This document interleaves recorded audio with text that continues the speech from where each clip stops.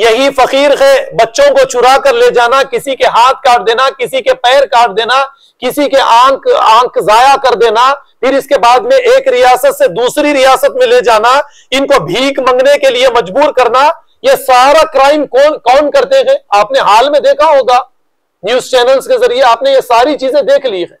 और ये बातें 8-10 साल से मैं मस्जिद खमीस से बताता था कि ये चीजों का खातिमा होना चाहिए। हर एक को हम खैरात नहीं दे सकते, ये अजाब हमने अपनी तरफ से मुसल्लत कर लिया है। और इसको अगर रोकना चाहते हैं तो हमारे लिए यह जरूरी है कि हम कोशिश करें कि हर पेशावर भिखारी को खैरात ना दे। इसके लिए एक टारगेट मुकर्रर कीजिए। इसके लिए 10 साल या 11 साल पहले मैंने बड़ी बेहतरीन मिसाल भी आपके सामने रखी थी। वो मिसाल ये है, शहद की मक्खियों को मैंने आपके सामने रखा था और यह बात बताई थी कि जिस तरीके से पानी आपको मिल रहा है, पेट्रोल आपको मिल रहा है, या दूसरी चीजें आपको जिस तरीके से मिल रही है, एक अल्लाह की छोटी सी मखलूक आपको उसी तादाद में शहद आपको दे रही है। एक छोटी सी मखलूक मीलों का सफर करती है, हर फूल के ऊपर बैठती है, उसका रस लेती है, फिर मीलों का सफर करती है। इनफिरादी नहीं, इज्तिमाई जद्दोजहद, ये सारे लाखों करोड़ों मक्खियां एक जगह जमा होकर रात और दिन एक करके शहद को जमा करते हैं। किसके लिए? अपने लिए या हमारे लिए? हमारे लिए। इनकी जद्दोजहद इज्तिमाई जद्दोजहद है। तो एक अल्लाह की मामूली मखलूक हमारे लिए इतना शहद मुहैया कर सके, हमें दे सके, तो करोड़ों इंसान मिलकर गुर्बत का खातिमा अगर ना कर सके तो यह तो हमारे लिए बड़ी शर्मिंदगी की बात है। वअौहा रब्बुका इलन नहली अन इत्तखिज़ी मिनल जिबाली बुयूता, सूरह नहल के अंदर जो आयतें आपको मिलती है, शहद के बारे में फरमाया फीही शिफा, इसमें शिफा है तुम्हारे लिए। आपने कभी गौर किया, हम अगर हम अपनी जद्दोजहद का रुख इज्तिमाई अगर कर ले, इसके लिए एक और मिसाल में देता था। बचपन में एक बर्निंग ग्लास, आप जानते हैं ना बर्निंग ग्लास, हम फर्स्ट या सेकंड में थे और एक बर्निंग ग्लास आता था। वो ग्लास लेके नीचे एक कोई कागज का टुकड़ा रखते तो आग लग जाती है। आपने एक्सपेरिमेंट्स किए होंगे ना, लगती है ना आग? कैसे लगती है? धूप से कैसे लगती है? धूप से आग लगना, आईने में पावर कहां से आता? धूप से कैसा आता? ये सूरज के जो शुआया है ये बिखरे हुए रहते, फिजा में बिखरे हुए रहते। ये बर्निंग ग्लास का काम क्या है? ये बिखरे हुए पूरे शुआओं को एक नुक्ते की शक्ल दे देता, एक जगह पे लाके जमा कर देता। यानी ये ताकत जो बिखरी हुई ताकत थी, इसको एक नुक्ते की शक्ल में ये जमा कर देता। और जब जमा कर देता तो इससे ये शुआओं के अंदर इतनी ताकत आ जाती कि ये किसी चीज को आग बन के जला सकता। अब हमारी ये जो सदका, खैरात और ज़कात की ताकत है, ये सूरज की शुआओं के जैसा बिखरी हुई है। इसको एक बर्निंग ग्लास, एक नुक्ते की शक्ल अगर आप देंगे, गुर्बत का खातिमा मैं तो समझूंगा कुछ 1 महीने के अंदर हो जाएगा। आपको किसी के बजट की जरूरत भी बाकी नहीं है। इसके लिए बेहतरीन मिसाल, कितने करोड़ मुसलमान हिंदुस्तान में है? 20 करोड़ बताया जाता है। 30 करोड़ तो होंगे। ईसाई कितने करोड़ है? 5 करोड़। सिख कितने करोड़ है? 4 या 5 या 6 करोड़। कोई सिख भीख मांगता हुआ आपको नजर आएगा? कोई ईसाई आपको भीख मांगता हुआ हिंदुस्तान में नजर आएगा? नहीं आएगा। ईसाइयों पर और सिखों पर अगर आप नजर डालेंगे तो ये हिंदुस्तान की अवाम के लिए मसीहा बन चुके हैं और मुसलमान हिंदुस्तान की अवाम के ऊपर एक बोझ बने हुए हैं। हर मसले में एमएलए का दरवाजा खटखटाना, काउंसलर का दरवाजा खटखटाना, यही बाकी है ना, हमारे सारे मसाइल किसके पास लेकर जाना, दूसरों की तरफ लेकर जाना। ये तमाम के तमाम मसाइल का हल ईसाइयों ने, सिखों ने अपनी इज्तिमाई ताकत के अंदर तलाश किया और अपनी इज्तिमाई ताकत के जरिए ये तमाम के तमाम मसाइल का हल करते चले जा रहे हैं। खैर, ये बातें फिर कभी यानी ज़कात का मसला सामने आएगा तो ये बातें आपके सामने रखने की कोशिश करूंगा। अब सूरह बकरा की आयत नंबर 264 आप देखिए।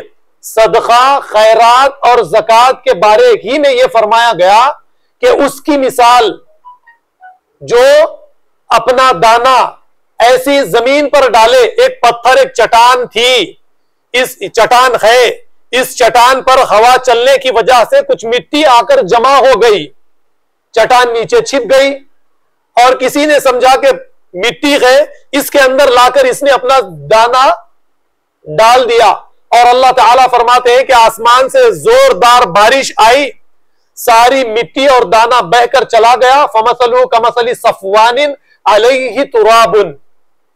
और इस बारिश के बाद में एक सख्त चट्टान बाहर निकल कर आ गई, जिसने बीज डाला था इसे कुछ भी हासिल नहीं हुआ। तो हर चीज हम कुछ हासिल करने के लिए दुनिया में कारोबार करेंगे तो फायदे के लिए, बच्चे को स्कूल में डालेंगे तो कुछ फायदे के लिए, कुछ फ्यूचर के लिए। कोई हम छोटा मोटा काम फ्यूचर के लिए, हर काम हम फ्यूचर के लिए करते हैं ना। फिर सदका और खैरात के लिए कोई फ्यूचर नहीं, दिन ब दिन फकीर बनाते चले जाएंगे और ये समझेंगे कि बड़ा नेकी का काम हम कर रहे हैं और ये काम के जरिए हमें बहुत अल्लाह ताला नेकियां देंगे। अब यही हमारी गलत रविश की वजह से खैराती इदारे कायम होते चले जा रहे हैं। चैरिटी, अब चैरिटी के नाम पर अगर आप देखेंगे, अब इसको भी स्कैम का अगर नाम दे दिया जाए तो गलत भी तो ना होगा। चैरिटी आप यानी खैराती इदारों पर अगर आप नजर डालेंगे, ये खैराती इदारे पैसा मंगवाने के लिए हिलाल अहमर से, दूसरी जगह से, मगरिबी मुमालिक से, खलीजी मुमालिक से पैसा मंगाने के लिए कुछ हमारे यही फकीरों को आगे करते हैं, यही गरीबों को आगे करते हैं। और जब इनके यहां पर पैसा आता है तो ये थोड़ा सा पैसा खर्च करते हैं, अपनी प्रॉपर्टी बनाना शुरू करते हैं। और यहां पर प्रॉपर्टी बनाने से ज्यादा बेहतर तो लंदन में प्रॉपर्टी बनाए, दुबई में प्रॉपर्टी बनाए, इनकम टैक्स वाले ना आए, वगैरह वगैरह। ये तो आप अच्छी तरह से जानते हैं। और फिर कुछ खैराती इदारों के बारे में मैं जो गौर व फिक्र करता हूं, आप देखिए, ये इंतजार में लगे रहते हैं। सैलाब आया 4 साल पहले तो सारे ये खैराती इदारे जिस तरीके से बारिश के बाद में मेंढक उछलते हुए निकलते गए, ये खैराती इदारे निकल जाते हैं। क्यों? हमें फलाने मकाम पर इनकी मदद करनी है, इनकी मदद करनी है, इनको फूड एड, इनको ये ग़िज़ा का बंदोबस्त, इनको कपड़ों का बंदोबस्त, इनके लिए शेल्टर का बंदोबस्त, इनके लिए फला चीज का बंदोबस्त, दवाइयों का बंदोबस्त। ये सारे काम तो इस्लाम कहता है सैलाब आने से पहले करने चाहिए थे। इससे पहले तुमने ये काम क्यों नहीं किए? फस्तबिकुल खैरात, नेकी के काम में तो जल्दी करना है। सैलाब आने के बाद में, जलजला आने के बाद में ये काम करना, ये नेकी का काम है नेकी का काम। लेकिन उससे पहले तो तवज्जो देनी चाहिए थी या नहीं चाहिए थी? देनी चाहिए थी, लेकिन कभी इस जानिब हमारी तवज्जो नहीं जाती। तो ये खैराती इदारों पर भी आपको गौर व फिक्र करनी है कि ये खैराती इदारे, इनके यहां पर भी कोई सही मकसद नहीं है कि गुर्बत का खातिमा करना है, कुछ एक टारगेट मुकर्रर करना है। कोई टारगेट खैराती इदारों के यहां पर है मौजूद? कोई टारगेट नहीं है। फकीर रहेंगे तो खलीज से पैसा आएगा, हिलाल अहमर से पैसा आता जाएगा, या मगरिबी मुमालिक से पैसा आता चला जाएगा। अगर गरीब ही खत्म कर दिए जाए 5 साल के अंदर, 10 साल के अंदर, सदकात व खैरात ज़कात के जरिए से, जिसके पास मकान नहीं है उसे मकान दे दिया जाए, और जो यतीम है, बेवा है, उनका बंदोबस्त उनके घर ही के अंदर कर दिया जाए, तो अब ये खैराती इदारों का क्या होगा? ये परेशान हो जाएंगे। तो ये क्या चाहते हैं कि हमेशा फकीर बनते रहे, ये एक चेन चलती रहे और हमें पैसा आता चला जाए। अगर नीयत अच्छी हो, इखलास हो, हजरत उमर बिन खत्ताब के दौरे खिलाफत में कोई फकीर बाकी था? आपने जो जिम्मेदारियां अपने कांधों पर ली थी, आपको अच्छी तरह से याद है ना कि रात को गश्त करते, कोई झोपड़ी से अगर आवाज आती कि हमारे अमीरुल मोमिनीन को हमारा ख्याल नहीं है, बैतुल माल जाते अपने कांधों पर डालते, जबकि उनके मुलाजिम कहते कि अमीरुल मोमिनीन हमें दीजिए, हमारे कांधों पर डालिए, तो कहते कि अल्लाह रब्बुल आलमीन, मैं खलीफा हूं, मुझसे हिसाब किताब लेंगे, लिहाजा अपने कांधों पर अनाज डालते और उन गरीबों के यहां पर पहुंचा कर आते। और यहां तक कहते कि अगर दजला के किनारे पर कोई कुत्ता भूख से मर जाए तो अमीरुल मोमिनीन उसका जिम्मेदार है, कल क़यामत के दिन मुझसे उसके बारे में, उस जानवर के बारे में हिसाब व किताब लिया जाएगा। अगर अमीरुल मोमिनीन के लिए शहद आता या गेहूं आता या आटा आता या खाने के लिए कोई चीज आती, तो पहले सवाल यह करते कि रियाया, सारी रियाया को खाने के लिए ये चीजें हैं। अगर यह बताया जाता खाने के लिए नहीं है, तो कहते बैतुल माल में ले जाकर जमा कर दो, जो चीज रियाया खा रही है वही मैं खाऊंगा। अब आप जरा गौर कीजिए, ये जो खैराती इदारे चलाने वाले हैं, गरीबों का ख्याल करने वाले, गरीब बनकर गरीबों का ख्याल करेंगे तो पता चलेगा ना ये गरीब है। इनकी सवारियों पर आप नजर डालिए, ये कोई मैं किसी की यहां पर यानी बुराई बयान नहीं कर रहा, लेकिन ये हकायक है, दीन का नाम लेकर हमें बेवकूफ बनाया जा रहा। ठीक है, आप खैराती इदारे चलाते हैं, हजरत उमर की सीरत को अपने अंदर पहले पैदा कीजिए। फकीरों की आप मदद करते हैं तो पहले फकीर बन के मदद कीजिए। वो जो खाते हैं, वो जो पहनते हैं वही पहनिए, वो जो खाते हैं वही खाइए, ताकि उनकी भूख का एहसास आपको हो, उनकी जिंदगियों का एहसास आपको हो। लेकिन उनके गाड़ियों पर नजर डालिए, उनके बंगलों पर नजर डालिए। खैराती इदारा कायम करने से पहले कुछ भी नहीं रहता है। खैराती इदारे कायम करने के बाद में प्रॉपर्टी पर प्रॉपर्टी, और यहूद नसारा के जैसे उलमा पब्लिक को बेवकूफ बनाकर रखते थे, इसी तरीके से बेवकूफ बनाते हैं कि हम गरीबों की मदद करते हैं, हम फकीरों की मदद करते हैं। भोला मुंह बना के पब्लिक को बेवकूफ बनाना। गरीबों की मदद करने वाले गरीब बनो, बन के दिखाओ गरीब। कब तक लोगों को बेवकूफ बनाते रहते? ये बेवकूफ बना के अपनी दुनियादारी, हमें बेवकूफ बना के ये फकीरों को पैदा करते चले जा रहे थे, फकीरों का खातिमा करने के बजाय ये हो रहा है। तो इससे पहले एक मिसाल मैंने, इससे पहले मस्जिद खमीस के जरिए परसों जो मेरा जुमा गया उसमें भी मैंने ये मिसाल रखी। देखिए उस्मान नगर के हालात से आप लोग वाकिफ है या नहीं है? 4 साल पहले जो सैलाब आया, उस सैलाब के मौके पर उस्मान नगर के तमाम मकानात पानी में आज भी डूबे हुए हैं। उस मौके पर भी मैंने ये बात कही थी, मैंने एक आवाज दी थी, ये कहा था कि सारे हैदराबाद के वो अफराद जो खैराती इदारे चलाते हैं या अपने अपने तौर पर उस्मान नगर के अफराद या बाबा नगर के अफराद, बालापुर के अफराद या हमारी ये नबील कॉलोनी के अफराद की मदद करने के लिए आगे आ रहे हैं, ये सारा पैसा एक जगह पर जमा करे। 1 एकड़ या 2 एकड़ जमीन हम खरीद सकते हैं और उस पर हम मकानात बनाकर इनका मसला हल कर सकते हैं। करोड़ों रुपये कपड़ों पर, अनाज पर जाया कर दिए गए। और उसके बाद में मैंने देखा, क्योंकि मैं भी अनाज बांटने के लिए जाता था, जो अनाज हम बांट कर आ रहे थे ये अनाज दुकानों पर बिक रहा था, कुंडियों पर खाने पीने की पैकेटें फेंकी जा रही थी, कपड़े फेंके जा रहे थे। ये सारी चीजें देखने के बाद मैं बस्ती के इदारों के सामने ये अपील भी मैंने की, कम से कम ये नहीं करे तो ये तो कम से कम करे कि सारे इदारे एक जगह पर जमा हो जाए। आप अगर शाहीन नगर जा रहे हैं तो हम दूसरी जगह पर जाएंगे, आप तीसरी जगह पर जाइए, वो चौथी जगह पर जाइए, जहां पर हम अनाज बांटने के लिए जाए वहां पर और 5-6 इदारे और वहां पर पहले से मौजूद थे। कोई नज्म नहीं, कोई तंजीम नहीं, कोई सिस्टम नहीं। तो अल्लाह की इस अमानत को ऐसा जाया करेंगे हम? कोई रिजल्ट नहीं।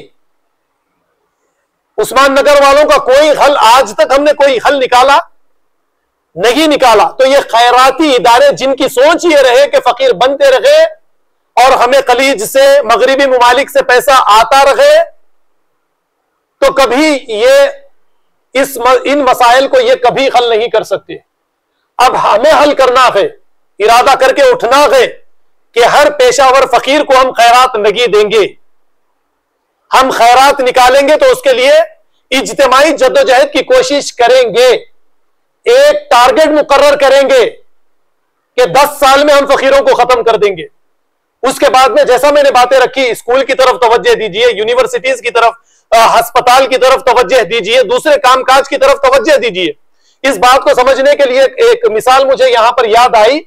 आप सफर में चले गए, नमाज का वक्त आ गया, अल्लाह ताला ने कहा पानी ना मिले तो क्या करो, फतयम्ममु सईदन तय्यबा, तयम्मुम कर लो। तयम्मुम कैसे करेंगे आप? पाक मिट्टी पर हाथ मारेंगे, मसा कर लेंगे चेहरे का और हाथों का, पैर का, इतना ही करेंगे ना आप।